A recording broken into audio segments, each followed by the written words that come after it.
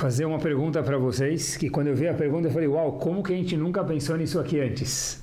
A pergunta é a seguinte, pessoal. As 12 tribos eram os 12 filhos de Yaakov. Eles chegam no momento e falam para o pai deles, Yaakov, o seguinte: tem aqui o blazer, tem aqui uma túnica de uma pessoa que... Veja se você consegue reconhecer quem é essa pessoa, Yaakov. O que eles estavam querendo insinuar com isso? Essa era a túnica de Yosef, irmão deles, filho de Yaakov. E veja se você reconhece essa túnica. Se você reconhecer essa túnica, é sinal que sua memória está muito boa, mas é sinal muito desagradável que o quê? Que se for a túnica de Yosef, seu filho, e tem sangue na túnica, então quer dizer que Shalom al Israel, quer dizer que seu filho Yosef faleceu. Yaakov pega a túnica cheia de sangue que os irmãos planejaram e colocaram sangue, e na verdade Yosef nunca tinha falecido. Yaakov segura a túnica e a Torá fala para a gente duas palavras, Vaimaen Leit Nachem. Yaakov não conseguiu se consolar. O que quer dizer isso? Yaakov viu a túnica cheia de sangue, ele reconheceu que a túnica era de Yosef, e obviamente se ela estava toda ensanguentada, quer dizer que Yosef partiu do mundo, mas de qualquer forma diz a Torá para a gente taxativamente, Vaimaen Leit Nachem. Yaakov não conseguiu se consolar. A pergunta, a gente conhece a história, mas perguntar como se fosse a primeira vez faz a Torá ficar cada vez mais brilhante. Acompanhem comigo. Qual foi a dificuldade de Yaakov se consolar? Não porque era filho dele, obviamente. Dificuldade de se consolar, óbvio que era um filho. Essa não foi a pergunta que eu quis dizer. A pergunta é, como foi que Yaakov vai Ma'en Leit Nachem? Se Yaakov era um tzadik, pessoal, se Yaakov era um grande tzadik, com certeza ele sabia que o quê? Sabia que tudo é Mina Shamayim. Então, quando ele escutou que o filho dele faleceu, o que ele devia ter feito? Falou, tá bom, Mina Shamayim. Por exemplo, que outro personagem na Torá tem que o filho dele faleceu enquanto o pai estava em vida? Aharon. Quando faleceu 2 filhos de Aharon, dos 4 que ele tinha, o que a Torá fala sobre Aharon? Vaidom Aharon. Aharon, Mifkad, Dom. O que quer dizer Dom? Ele ficou quieto. Não foi gostoso, foi incômodo, demorou para ele digerir, óbvio, mas Vaidom Aharon. Aharon aceitou isso. A pergunta é, por que em contrapartida, quando Yosef faleceu, quando Yosef pareceu que faleceu, obviamente que não tinha falecido, mas tudo indicava que ele faleceu, está escrito, em referência a Yaakov, Vaimaen Leit Nachem. Yaakov de jeito nenhum aceitou a notícia. Por quê? Porque Aharon aceitou a notícia, Yaakov não aceitou. Yaakov não era menos tzadik do que Aharon. Ele, a gente sabe que o Yosef estava vivo e Yaakov era um Navi, era um dos patriarcas, mas todos os 3 patriarcas eles eram Nevim, eles eram profetas. E Yaakov sabia que tinha 12 tribos que tinham que sair dele. Então Yaakov falou, poxa vida, meu filho Yosef faleceu, se meu filho faleceu 12 menos 1, são 11. E eu tenho uma profecia que eu sei que a Kadosh Baruch Hu me falou que vão ter quantos filhos? 12 tribos, 12 filhos. Inclusive, olha que interessante, a história que a gente conhece, mas não desse jeito. A gente conhece a história em Parashat Vayetze, que Yaakov estava viajando e ele precisou dormir. Ele colocou algumas pedras em volta da cabeça dele e as pedras se juntaram. Assim contra a Torá em Parashat Vayetze. Pegou algumas pedras separadas e as pedras se juntaram, formando só uma proteção para a cabeça de Yaakov. Quantas pedras Yaakov pegou? O Midrash conta para a gente, 12. E olha que interessante. O Midrash fala para a gente o seguinte. Eu sei, Yaakov dizendo, que se as pedras se juntarem, é um sinal que eu serei o progenitor das 12 tribos. Por quê? Porque Avraham Avinu não foi. Não teve 12 tribos. Yitzhak, meu pai, dizendo Yaakov, não foi o progenitor das 12 tribos. Se as 12 pedras se juntarem e formarem uma pedra só, quer dizer que eu vou poder dar origem às 12 pedras, aos 12 filhos. Ele deita, diz o Midrash, e as 12 pedras se juntam. Então Yaakov falou, certeza que eu vou dar vida às 12 tribos. Então é impossível que Yosef faleceu. Quer dizer, quando o Passuco fala para a gente, não quer dizer que ele não concordou com Hashem, que ele foi discutir com Hashem, que ele não aceitou o decreto de Akadosh Baruch Hu. Mas Jacob entendeu que eu tenho 12 filhos que vão sair de mim, e se você faleceu, se for verdade, só vai ter 11. Podia nascer mais um. Boa pergunta, vamos chegar agora. Podia nascer mais um. Exatamente é aí que eu queria chegar. Agora olha que interessante. Yosef teve um sonho de concretizar as 12 tribos. Yaakov teve o sonho de concretizar as 12 tribos. Obrigado. Yaakov, para poder conseguir receber essas 12 tribos, ele teve que passar primeiro aonde? Lavan. Na casa de Lavan. Quando na casa de Lavan ele casou com quantas esposas? 4.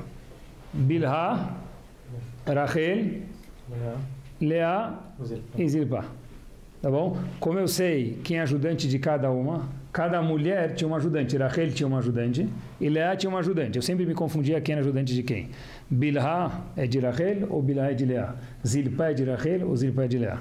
Só vocês lembrarem que a Torá também é brasileira. Brasil, Bet, Resh, Zain e Lamed. Assim eu decorei para mim mesmo. Bilhá é para Rachel e Zilpá é para Leá. Brasil, pronto. Torá é brasileira. Yehuda e Yaakov. A gente está querendo demais. Não quero revelar todos os meus segredos hoje. Então ele foi na casa de Lavan e morou lá durante 20 anos. Ele teve todo um action na casa de Lavan. Lavan foi a pessoa mais desonesta com ele que podia existir. Tudo isso para poder chegar nas 12 tribos. De repente, Yaakov, quando vê que Yosef parecia que faleceu, Yaakov fala, vai eu não consigo aceitar isso, porque vai faltar uma das tribos. Todo o meu desejo de consumo desapareceu nesse minuto. Porque ele não conseguiu se consolar, porque ele sabia que tinham que vir 12 tribos. Mas pode ser que Yosef de fato faleceu. Yaakov ficou muito chateado, contam o Chachamim para a gente, muito, talvez seja a palavra desesperado. Ele falou, olha, meu projeto de vida cessou de existir. Por quê? Porque agora, em vez de ter 12 tribos, eu vou ter 11 e eu não vou ser. Aqueles sonhos que eu tive, das 12 pedras se juntarem, ou a nevoá que eu tive, que eu vou ter 12 filhos, deixaram de existir. Então voltamos, o sonho de consumo de Yaakov apareceu lá no WhatsApp dele, no e-mail dele, default. Tem que ter 12 filhos. E um deles não existe. Então alguma coisa aconteceu de errado. Yaakov não consegue se consolar com a ideia, não com a morte do filho, com a ideia que ele só vai ter 11 tribos, ele tinha que ter 12. A pergunta que não se cala, que foi feita aqui por alguém aqui há um minuto atrás, é o seguinte, por que Yaakov não casa com outra mulher e tem 12 filhos, acabou? Hashem nunca falou para ele que ele vai ter 12 filhos de Rachel, ou de Zilpá, ou de Bilhá, ou de Leá. Hashem falou para ele, Habib, você vai ter 12 filhos, essa era a profecia. As 12 pedras se juntaram a uma para ele, mostrando que ele vai dar vida a 12 tribos que vão gerar Bnei Israel. Então, por que Yaakov não casou com mais uma mulher e vai ter mais um filho? E Shalom al Israel. Ele tem 3 em casa ainda. Aqui mais um. Ele precisava casar, porque as mulheres que ele já casou, assim explica o Beta Levi para a gente, já estavam em idade que não conseguiam mais, o corpo dela fisicamente não conseguia mais produzir filhos. Então ele podia casar com uma mulher nova, ou uma de 60, ou duas de 30 anos, não é? Então ele podia casar com uma mulher mais jovem e dar luz para os próximos filhos, um filho dele. Essa é a pergunta que o Beta Levi, o Rav de Brisk, faz essa pergunta. Olhem que espetacular. Por que ele não casa com mais uma mulher? Aí está resolvido. Olhem que resposta impactante ele fala. Vai mãe litnachem. Yaakov não conseguiu se consolar. Mas por outro lado, talvez meu filho, Yosef faleceu. Então você não se consola, porque não pode ser os ter de tribos. Então casa com mais uma esposa. Diz o Beta Levi para a gente o seguinte. Ele não podia. Por que não? Ele queria muito casar com mais uma esposa. Porque pode ser que de fato Yosef faleceu. Por que não? Assustador. Diz o Beit Halevi o seguinte: Yaakov, quando chegou há 20 anos atrás na casa de Lavan, ele fez uma promessa para ele. Lavan chegou para ele. Lavan fez para ele prometer. Falou o seguinte: Habibi, você quer casar com minhas filhas? Falou, quero. Era aí. Não é assim. Assina aqui. Levou ele no tabelião, pegou 2 testemunhos, madrinho, charruarinho, armarinho, pegou tudo. Falou para ele: olha, meu querido, se você quiser casar com minhas filhas, faz um juramento que você não vai casar com mais ninguém fora as minhas filhas e as ajudantes que eu vou te providenciar. O que Yaakov falou? Fechou. Tá bom, negócio fechado, assinou. Mal ele sabia que Lavan, do lado dele, estava assinando um cheque sem fundo, porque Lavan prometeu Rachel, deu Leá, Lavan prometeu um jeito, deu outro, Lavan enganou ele completamente. Mas Yaakov falou: eu prometi que não ia casar com mais nenhuma mulher. Por isso, diz o Beit Halevi, Yaakov, que tinha o sonho de consumo da vida inteira dele de ter 12 tribos, não casou com mais uma mulher. Por quê? Para não abrir mão da promessa que ele fez para Lavan. Mas, de novo, Lavan, quem precisa cumprir uma palavra para Lavan? Lavan era o maior picareta que houve na história da humanidade. Tá bom? Não sei quem precisa cumprir a palavra, mas Yaakov falou: eu preciso cumprir a palavra. Pergunta o Beit Halevi: poxa vida, você nunca foi na sinagoga antes de Rosh Hashanah Yom Kippur, numa sinagoga sefaradim especial? Pega 10 pessoas, coloca ele no palco, fala para o Rav pegar o microfone, junta 1000 pessoas na sinagoga que vão lá, Erev Rosh Hashanah, e fala para todo mundo: Mutarim lachem, mutarim lachem, mutarim lachem. Faz a Tarat Nedarim, cancela o teu neder, sua promessa, pergunta o Beit Halevi. E o Beit Halevi fala que Yaakov poderia ter cancelado a promessa dele. Então, por que Yaakov não casou com mais uma mulher e teve as 12 tribos? Quando ele ainda achava que Yosef poderia ter falecido. Disse Yaakov o seguinte: se eu cancelar minha promessa, e de acordo com a Halachá eu sair glat, sair liso, sair 100% correto, o que Lavan vai pensar de mim? O que Lavan vai falar para si mesmo e vai avisar para todo mundo? Todo mundo que estava lá no cartório, o que viu? Que Yaakov assinou um contrato. Então, se ele casar com mais uma mulher, deve ser que Yaakov não é uma pessoa de palavra, não é uma pessoa de confiança, não é uma pessoa honesta. Por isso, Yaakov ficou mais de 20 anos sofrendo, achando que Yosef faleceu, para não casar com mais uma esposa, mesmo que de acordo com a Halachá não tinha problema nenhum, porque ele poderia cancelar a promessa feita para Lavan, já que Lavan foi um grande desonesto com ele. Mas Yaakov falou: eu vou poder cancelar? Tá certo, mas o que Lavan vai pensar de mim? O que vão achar, que eu sou um desonesto? Olhem as palavras do Beit Halevi, queridos, vou ler para vocês. O Kshenit Bonen al Zeh, quando a pessoa parar para pensar sobre isso, o Nisayon Gadol, o teste que Yaakov passou durante mais de 20 anos, achando que o filho dele estava falecido, Efshar que Nisayon Shelakedah, olhem que bomba. Talvez, diz o Beit Halevi, não sei medir se o teste de Yaakov não casando com uma outra mulher para ter mais um filho, para ter as 12 tribos, porque ele achou que Yosef tinha falecido, seja menor do que o teste de Avram Avinu quando foi levar seu filho para Kedat Yitzhak. Por quê? Diz o Beit Halevi, porque Yaakov nitztair chav bet shana. Yaakov sofreu durante 22 anos, vesaval kol kach harbe. E quantas lágrimas Yaakov teve, porque o sonho de consumo dele e a profecia era ter 12 tribos. Se ele não concretizasse a profecia, mostra que Yaakov tinha algum defeito dentro de si. Então imagina o sofrimento de Yaakov. Sheni saval kolkach arbe avurze. Diz o Beit Halevi, o sofrimento de Yaakov esteja talvez paralelo no mesmo nível que a dificuldade que Avram Avinu teve em Akedat Yitzhak. Porque poderia cancelar o neder, poderia cancelar a promessa, não cancelei, por quê? Porque como isso a soar nos ouvidos de Lavan, que é chamado pela Torá Kedoshá de Lavan o quê? Harashá, o trapaceiro, o malvado.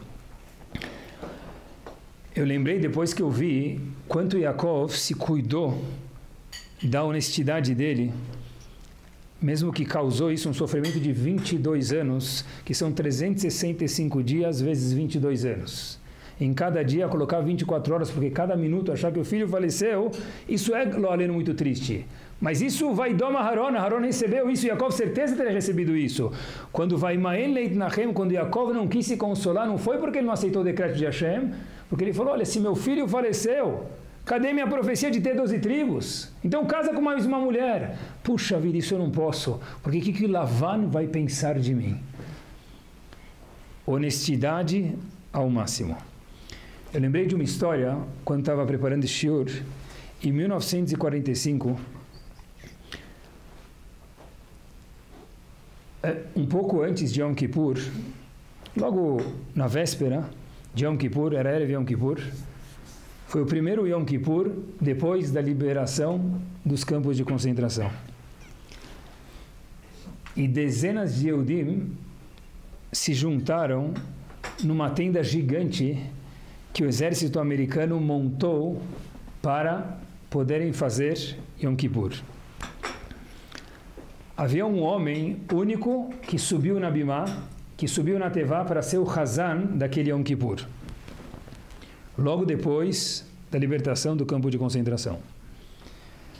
Parecia ser um Rav, alguma coisa de um Rav, mesmo que a fisionomia já não era mais de um Rav, o corpo não era de um Rav, ele é fraco, não tinha barba, mas parecia, de alguma forma, os presentes diziam que era alguém que conhecia um pouco mais do que todos nós. Quem estava no pódio, que estava pronto para liderar a Tfilá de Yom Kippur, naquele primeiro ano de liberação do campo de concentração, em 1945, foi o Rebbe de Kloisenburg, Rav Halberstam. Pessoa que, diga-se de passagem, que também passou pelos campos, perdeu a esposa e os 11 filhos no campo de concentração e nunca mais viu eles. Ele sobe na Bimá e disse o Rebbe de Klausenburg o seguinte: nós temos, no dia que vai se aproximar agora, em próximos minutos, durante as próximas 24 ou 25 horas em Yom Kippur, 10 viduim. 10 vezes que a gente fala, achamos no bagado, nós erramos, nós pedimos perdão para Hashem. Disse o Rebbe de Kloisenburg: erramos o quê? Quem errou alguma coisa aqui no último ano? Quem teve o que errar no campo de concentração? Gazal no roubamos, diz o Rebbe de Kloisenburg. Roubamos o quê? Não tinha o que roubar e não tinha quem roubar no campo de concentração. Bagad no traímos? Quem tinha força para trair o Ribono Shel Olam dentro de um campo de concentração? Então o Rebbe de Kloisenburg falou o seguinte: a gente perdeu tudo quando saiu do trem, não tinha mais nada ainda. Então, roubamos de Hashem, roubamos das pessoas, traímos Hashem. Ainda assim, diz o Rebbe de Kloisenburg para a multidão, existe uma mitzvah de tshuvah. Mas a pergunta é tshuvah do que para a gente? Então, essa foi a pergunta que ele fez. Uma pergunta que só eco no momento. Eu lembrei, e com isso a gente responde a pergunta do Rebbe de Kloisenburg, para a gente entender, pessoal, o que é honestidade. Um dos alunos do Gaon de Vilna era chamado Rav Israel Mishiklov. Ele tentou fazer Aliyah quer dizer, ele tentou ir de onde ele morava para Israel, e antigamente tentam imaginar, aluno do Gaon de Vilna, que tipo de embarcação já havia. O mar era o mesmo, as tormentas eram a mesma, mas a embarcação, que embarcação havia? Então, o barco começou a chacoalhar, parecia um barco viking mesmo, não do parque de diversões, mas começou a chacoalhar de um lado para o outro. Esse Rebbe de Shiklov, que era aluno do Gaon de Vilna, falou: recebi do meu Rav, quando você está numa situação de apuros, que é nosso caso aqui, falou para a tripulação de outros Yehudim, que estavam tentando ir para Israel com ele, faz vidui, cada um fala o que ele fez de errado e talvez assim Hashem, com o Rahamim, vai perdoar a gente. Então, subiu o menino e falou: olha, puxa vida, eu não me comportei. O outro falou: eu fui mal educado com meu vizinho. Até que subiu um jovem no mastro e falou o seguinte: eu vou fazer minha parte também. Vou explicar aqui no meio da tormenta por que eu vou me confessar. O que eu fiz de errado? Ele contou que ele morava parede a parede com o Gaon de Vilna. E disse, esse menino, no barco, nossa família era muito, muito pobre. E meus pais estavam cada vez com menos condições monetárias, mas eu escutava da parede que era tão fina, o estudo, a melodia, as palavras do Gaon de Vilna estudando. E eu fiquei como se fosse um ímã e um metal, apaixonado pelo jeito que ele estudava. E eu fui no Heder e comecei a estudar cada vez mais e mais na escola. Só que meus pais eram tão pobres, eles tinham um pedaço de pão, tinha que dividir com a família. E todo mundo olhando e... Cadê o que você tem de errado para confessar aqui para a gente? Para talvez parar a tormenta agora no barco? Falou, eu menti para os meus pais. Eu falei que na escola tinha almoço. E eu passei alguns anos da minha vida sem almoçar nenhuma vez. Eu tomava café em casa e jantava em casa e pulava o almoço, falando que na escola tinha almoço para sobrar mais pão para minha família. Eu queria confessar a minha verá de Gezel de roubo. Isso é honestidade. Quando ele falou isso, a história é verdadeira, está testemunhada essa história, a tormenta parou e eles conseguiram chegar em Israel. Eu pensei, quando escutei isso, que ele estava falando de uma mitzvah, não de uma verá. Mas o menino falou, eu menti para os meus pais. Ah, foi nobre a razão? Foi. Foi para estudar? Foi. Foi para deixar mais pão para os irmãos? Foi. Mas o menino falou, eu menti para os meus pais. Eu fiquei pensando comigo mesmo, depois que eu li o Beit HaLevi, olhem que espetacular. Quando uma pessoa normal, entre aspas o normal, faz o Retzon de Hashem, ele sente um pouquinho que está fazendo um favor para Hashem. Então, a gente pensa, poxa vida, se Yaakov fosse um pouquinho mais, sim, debrulhar, conseguisse se mexer um pouquinho mais sozinho, o que ele teria feito? Casado com outra moça. Tá bom, depois ele se resolve com Laura, podia cancelar o neder dele e se resolvia. Yaakov falou que estava errado isso. O que teria acontecido se Yaakov tivesse casado com mais uma mulher, tivesse mais um filho, queridos? Yosef ia aparecer, olhem que bomba! O que ia acontecer? Quantos filhos ele tem? 13. No português, claro, e o tiro saiu pela culatra. Olhem que bomba! Yaakov fazendo Yashrut, honestidade e retidão ao máximo. Não fez um favor para Hashem. Obviamente que Hashem ficou feliz, mas Yaakov fez o quê? Um favor para si mesmo. Porque em vez de ter 13 tribos, que é o que teria acontecido quando Yosef voltasse, porque ele pensou que Yosef tinha morrido, Yaakov teria tido 12, mais esse um que ele teria casado com essa mulher, que no fim nunca casou, para manter a honestidade dele. Daqui eu aprendi que uma pessoa que é honesta, que é verdadeira, que não é torta, essa pessoa nunca sai perdendo. Mas fica uma dúvida que os universitários poderiam perguntar para a gente.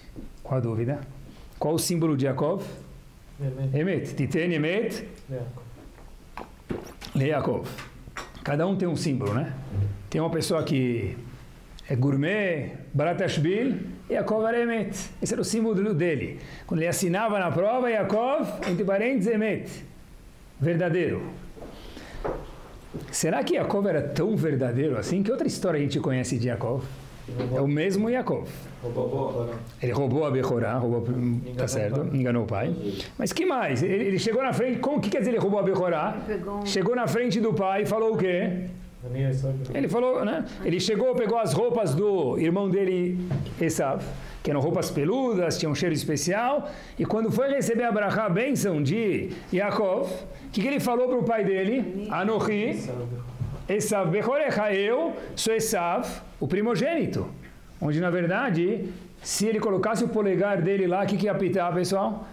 Se Yaakov tivesse o iPhone X, o que ia perceber? Não ia abrir. Que não ia abrir. Não é Esav. O iPhone de Esav não ia abrir com o olhar de Yaakov. Não ia abrir.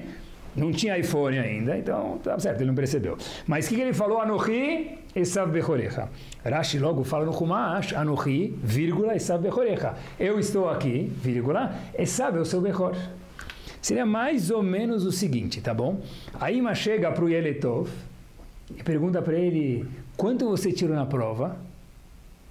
Aí o irmão, ou filho da Ima, fala o quê? Para a Ima? Entre 8 e 9. 1-0. Quanto eu tirei? Oi, Daniel. Oi, Reuven. 10. O que eu falei? Oi, Reuven tirou 10. Mas eu não tirei 10. A mãe ia pegar ele pela orelha e falar o quê? Volta aqui. Volta aqui. Oi, Reuven, 10. Está aqui tua nota, meu querido, 3. Você soma 12 provas tuas, não dá 10. Né? Yaakov fez a mesma coisa. Yaakov, o mesmo Yaakov que não quis casar com mais uma mulher para não ser desonesto nos olhos de Lavan. Yaakov, será que era o cheque que está no correio? Esse parece que é Yaakov, não ria Esav Bechorecha. Eu sou. Yitzhak escutou, pessoal. Eu sou Esav teu Bechor. Ele escutou que era Esav, não que era Yaakov. O jogo de palavras que Yaakov fez, trejou ali, mas foi desonesto aparentemente. Talvez, quando alguém ligava para Yaakov, só um segundinho, vou transferir para o setor responsável de contas. Fica tocando a musiquinha até quem está querendo cobrar a dívida desistir e desligar. Ele liga tantas vezes que ele já desiste. O cheque está no correio, está em reunião. Esse era Yaakov. Vou ligar de volta e nunca liga. Olhem como é importante não ler a Torá, estudar a Torá. Por que Yaakov foi pegar a brachá de Yitzhak? Ele não queria ir. Por que ele foi? A mãe mandou. A mamãe mandou. Então, que Buda vai? Ele foi? Liberou. Dá culpa na mãe ainda, né? Eu fui porque a mamãe mandou. Culpa da mãe. Diz, tem um tradutor na Torá chamado Onkelos, um deles.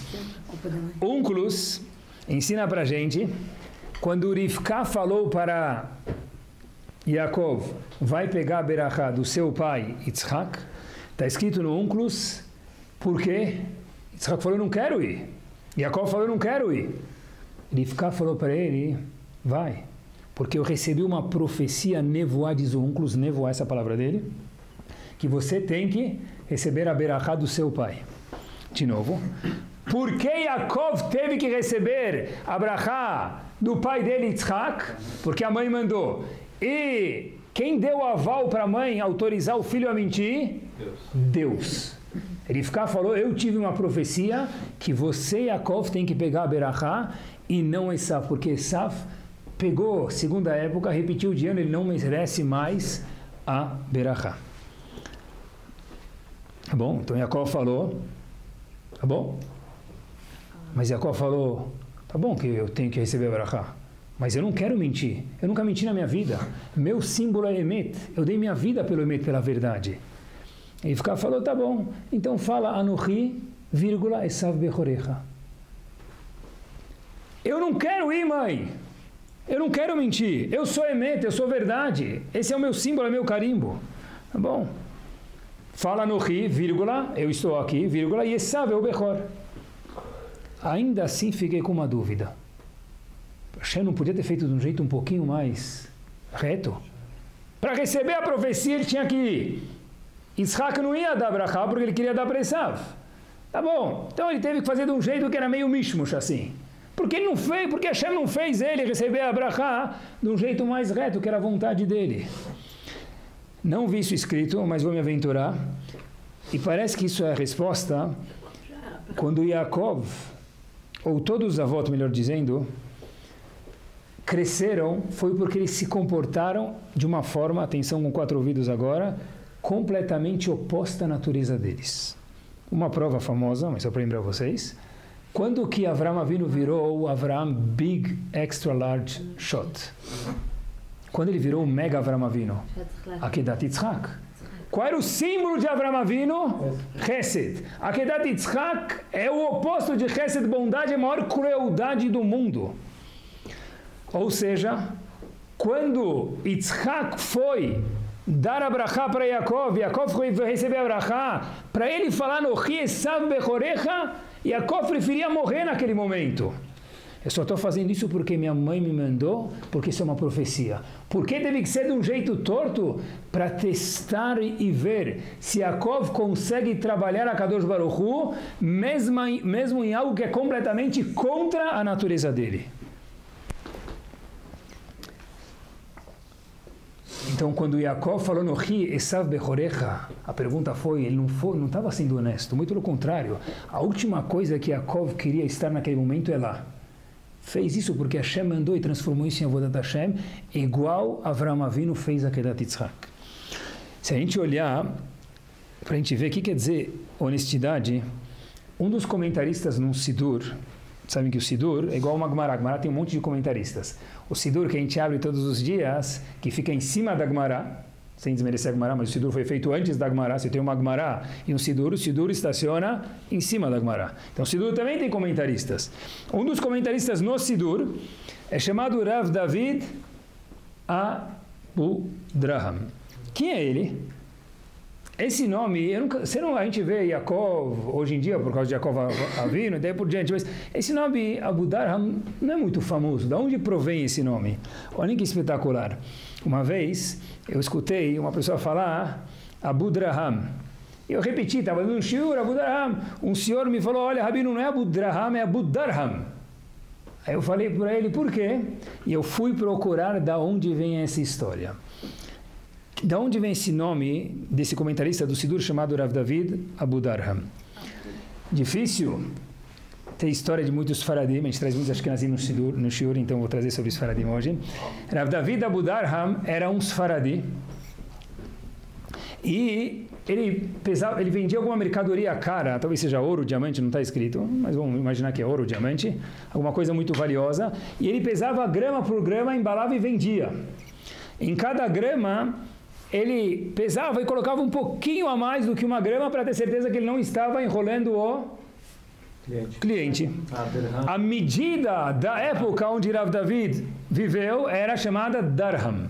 E daí? Quando alguém vinha comprar, por exemplo, 9 gramas, em vez de ele pesar as 9 juntos, ele tinha pacotinhos de 1 grama, então ele integrava uma, mais uma, completando, fazendo 9 gramas, e entregava. E cada grama tinha um pouquinho a mais do que 1 grama para ter certeza que ele não trapaceou ninguém. Uma vez, veio um senhor comprar uma medida dele, e esse senhor pegou lá e comprou, e Rav David entregou para ele os pacotinhos e colocou, e o senhor foi embora. Depois que Rav David viu isso, ele falou, uau, eu não sei se eu entreguei para ele 8 ou 9 pacotinhos. Se foram 8 pacotinhos, tinha 8 gramas, enquanto ele me pagou 9. Se foram 9, tudo bem. Ele olhou, procurou, ficou na dúvida, e Rav David foi correndo, andou, eu não sei se foi 500 metros, 1 quilômetro, 2 quilômetros, mas parece que foi algo de chamar a atenção. Até que esse comerciante falou, o que você quer? Eu te paguei, não era cheque sem fundo, não tinha cheque naquela época, que você está correndo atrás de mim. Falou, não, acho que eu vendi para o senhor 8 gramas em vez de 9, dá uma conferida, por favor. Esse senhor olhou, abriu, não era Yehudi. Depois dessa história, esse senhor falou, se isso é ser um Yehudi, eu também quero virar um Yehudi. Esse senhor se converteu e virou um guerreiro cliente. Daí vem o nome dele, Abudarham, o pai do Darham. Por quê? Darham era a medida. Ele é o pai do Darham, uma pessoa que se cuidava ao máximo para fazer o quê? Manter a honestidade a top. Então, na verdade, Rav David Abudarham era o pai da medida de Abudarham. Que nem chamar alguém hoje Mr. Quilo. Ele vai ficar ofendido, né? Mr. Grama, sei lá, Mr. Tonelada, como vai chamar a pessoa, eu não sei mais. Era assim, Rav David Abudarham vem da onde? As mulheres têm que chamar de grama. Mas, da onde vem Rav David Abudarham? Da onde vem? Do fato que ele cuidou ao máximo das medidas. Qual é o poder dessa mitzvah da honestidade? Avigdor Miller tem um livro chamado Sharei Orah, tem 2 tomos. No segundo tomo, ele fala para a gente o seguinte. Yaakov morou na casa de quem? A gente mencionou antes? Lavan. Que de branco só tinha o quê? Nome. Tudo trapaceiro, tudo sujo, tudo bagunçado na vida dele. Completamente desonesto, Lavan. Ele ficou 14 anos depois no Bet HaMidrash, estudando, dizem Chachamim para a gente, na Gemara, sem dormir. Tá bom? Ele vai lá, depois de 14 anos, sem dormir, ele dorme pela primeira vez em Parashat Vayetze, e com o que ele sonha? Anjos, subindo e descendo uma escada, começo de Parashat Vayetze. Ótimo. Olhem só que show. Uma Parashat depois, Parashat Vayishlach, ele vai se confrontar Yaakov com Lavan, Vaishlach Yaakov Malachim. Yaakov mandou para ver o que Esav queria dele. O que ele manda para Esav? Anjos. Malachim diz Rashi, Malachim Mamash. Pergunta Rav Avigdor Miller, por que uma paraxá atrás, ele sonhou com anjos? Uma paraxá depois, em Parashat Vaishlach, quando ele vai se deparar com Esav, ele vê anjos enquanto está acordado, ele manda anjos em estado de acordado. Nenhum dos outros Neviim, fora Moshe Rabbeinu, não viu. Nenhuma profecia não via anjos acordados. O que fez ele, da paraxá passada, sonhar com anjos, só via anjos dormindo, depois poder ver anjos acordados? Diz Rav Avigdor Miller, entre uma paraxá e outra passaram-se 20 anos. Nesses 20 anos ele passou na casa de quem? Lavan. Em nenhum momento ele foi desonesto com Lavan. Uma pessoa que é capaz de ficar com a pessoa mais picareta do mundo, mantendo a honestidade e não nivelar por baixo, Yaakov se transformou de uma pessoa que via anjos somente quando estava dormindo, para, diferente de Yitzhak, diferente de Avraham, que via anjos o que é acordado. Por quê? Porque ele passou 20 anos na casa de Lavan, sendo uma pessoa honesta. Se a gente olhar, Gezel, roubo, tem que ser algo que é repugnante para a gente. É incrível que dentro da nossa nação, por alguma razão ou outra, tem algumas coisas que elas são, assim, né? Aib, feio. Por exemplo, porco. Se alguém te perguntar por que porco é menos kasher do que sadia, ou perdigão, eu não sei responder. Os dois não são kasher. Mas tem algumas coisas que foram carimbadas como algo repugnante à Torá. Porco, por exemplo, ou não kasher. Gezel não teve esse mérito. E Gezel às vezes passa, Hazako Baruch. Pessoas refinadas do nosso povo, da nossa geração, entenderam que Gezel é algo que machuca, é algo nocivo, e tem uma sensibilidade fina a isso. Ao que eu me refiro, é uma história que eu procurei, ela é verdadeira, não é aquelas histórias de carrocinha, essa história de verdade de carro, não de carrocinha, mas história verdadeira. Eu não sei porque alguém faria isso, eu teria vergonha, mas ele fez, então a história foi assim. Uma pessoa que morava em Israel comprou um carro muito, muito, muito refinado, não sei a marca, nem o ano, nem o modelo. Comprou um carro top, e ele ficou cutucando o chamash do Rav Chaim Kanievsky 1, 2, 3 vezes para conseguir ver se ele podia levar o Rav Chaim Kanievsky de um lugar para o outro no carro dele. Então ele tanto cutucou o chamash, o ajudante, Rav Chaim Kanievsky, ele falou, tá bom, leva ele. Amanhã ele precisa ir para tal lugar, eu vou junto, você dá a carona. Esse indivíduo, motorista lá com um carro novo, encosta o carro, Rehov Rashbam, onde mora Rav Chaim Kanievsky Shlita, encosta lá, e desliga o carro esperando o Rabino chegar, vai receber ele, volta com o Rabino, abre a porta, entra no carro, liga o carro uma vez, nada. Segunda vez, nada. Terceira vez, ele falou, talvez o Rabino vai fazer Mehayametim aí atrás e vai ligar o carro. E não liga. Aí fica com uma vergonha e fala para o Shamash, o carro é novo, eu andei com ele e nunca deu problema. O que aconteceu? Rav Chaim Kanievsky pergunta para o dono do carro o seguinte, da onde esse carro? Ele fala, Rav, eu ganhei ele de presente. Betmin, de quem você ganhou? Falou, do meu filho. Pergunta Rav Chaim Kanievsky para o motorista, dono do carro, seu filho trabalha com o quê? Juros. Rav Chaim Kanievsky sai do carro, o carro volta a ligar e o homem vai embora. Quando se fala de Gezel, juros de forma proibida, tem formas permitidas e proibidas, tem que procurar um Rav. Quando se fala de Gezel, de falta de Ashrut, de falta de honestidade, tudo que é diferente do que a Torá pede é desonesto, o carro não liga. Por quê? Porque pessoas que têm uma sensibilidade maior, para eles é igual a gente ver uma carne de porco. Falta de Ashrut, de retidão, é assombroso para pessoas assim, e tem que ser para a gente também. Eu acho que o coração de uma pessoa se achar, o centro emocional da pessoa se achar, racionalmente falando, e se a gente entender isso, pelo menos racionalmente falando, eu sei que tem testes no dia a dia, mas aí o teste, na verdade, se dissolve. Eu vi uma coisa faz 9 anos que me impressionou. O Chovat Levavot, escrito pelo Rabbeinu Bechaye, fala o seguinte, nenhuma criatura do mundo consegue adicionar para a parnassá da pessoa R$1 ou tirar R$1 da parnassá da pessoa do que ela merece. Vou repetir porque a gente precisa escutar isso. Nenhuma pessoa do mundo, nenhuma criatura, diz o Chovat Levavot, não pessoa, estrelas, astros, qualquer coisa, não consegue adicionar R$1 ao que a pessoa merece ter na parnassá dele ou remover mesmo R$1 da parnassá do sustento monetário da pessoa. É escrito no Chovat Levavot, Lo yuchlu, é impossível. Eu fiquei com uma pergunta. E se a pessoa for desonesta? O que vocês entendem? Eu mereço 1 milhão. Se eu for desonesto, eu vou ganhar quanto? 1.100.000. Não. E depois vou perder. Eu sempre estudei assim. Rav Eliyahu Dessler fala para a gente em Parashat Kitavo algo espetacular. Fala tudo, maiusculamente, tudo é decretado em Rosh Hashanah.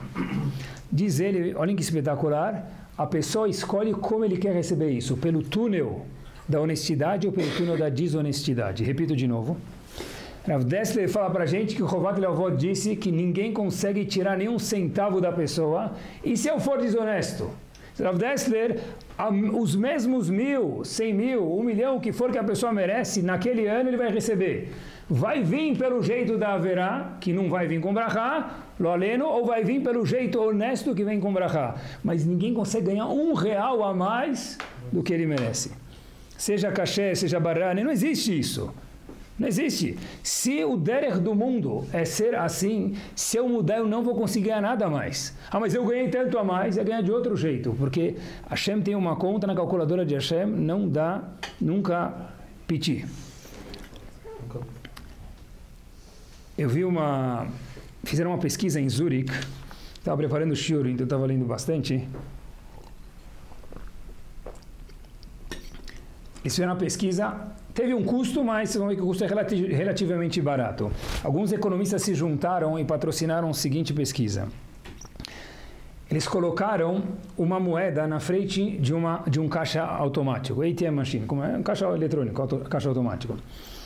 E falaram o seguinte, você vai jogar essa moeda 4 vezes e deixar ela cair, cara ou coroa.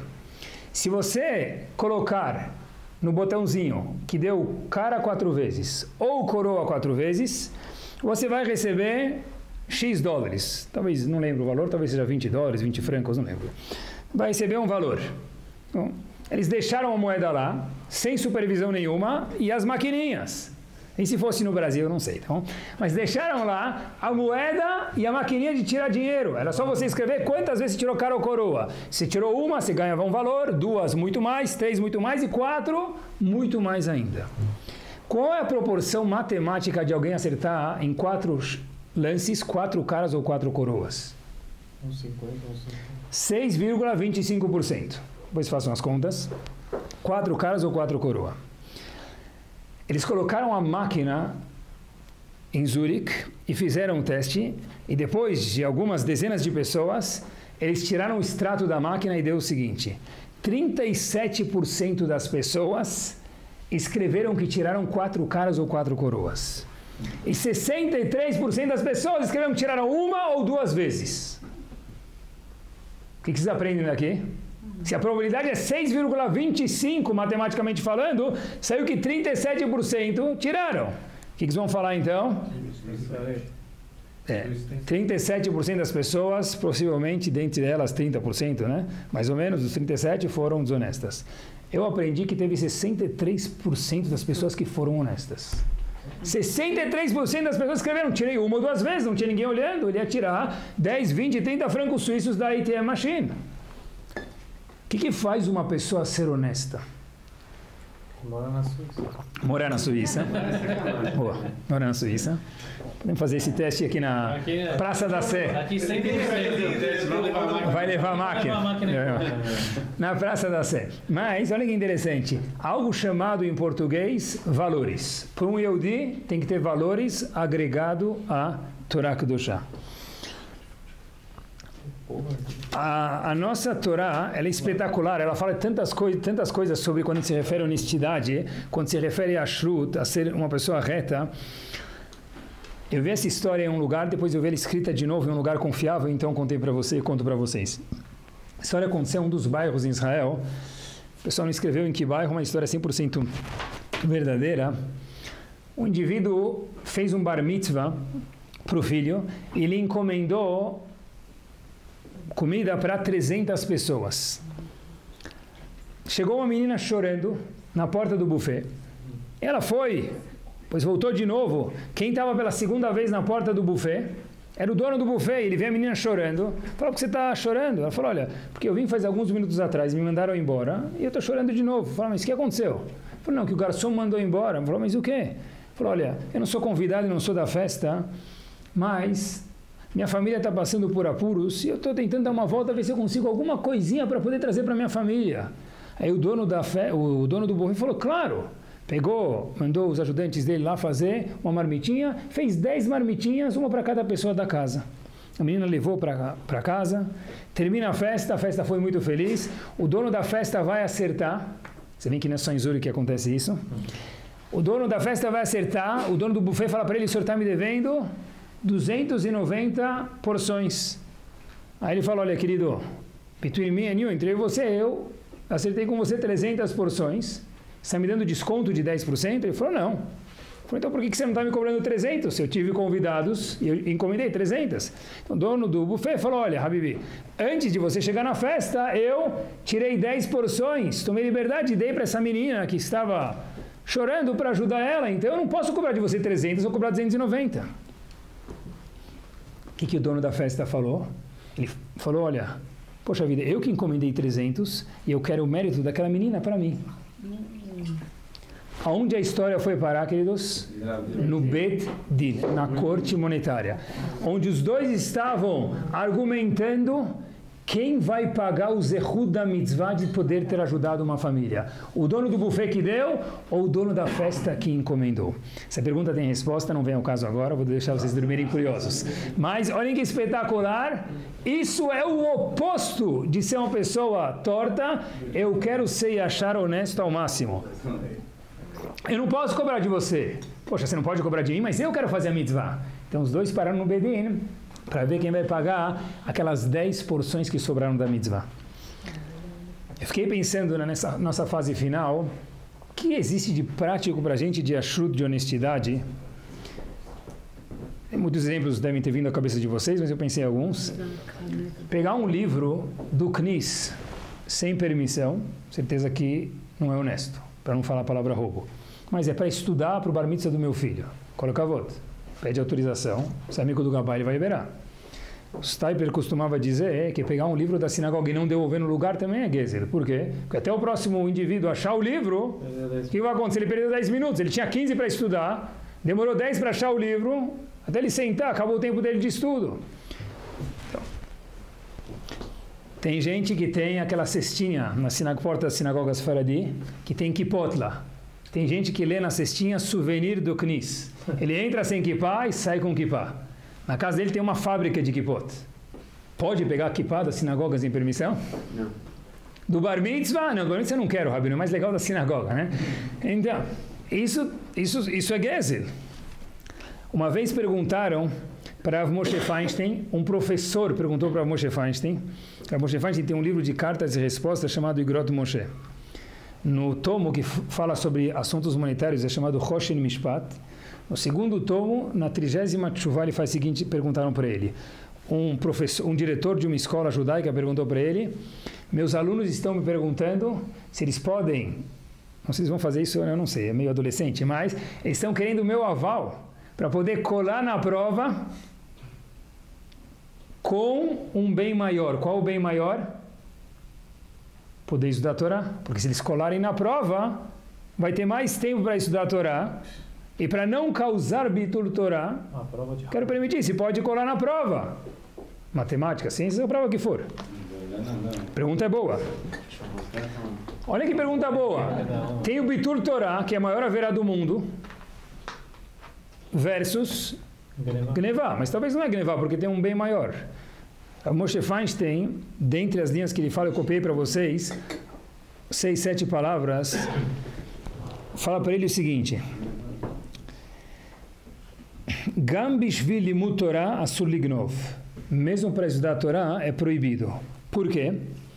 Porque diz Rav Moshe Feinstein, uma pessoa que é preguiçosa em honra da Torá, uma pessoa que é desonesta em honra da Torá, que tipo de hinur, de educação eu escola estou dando para ele?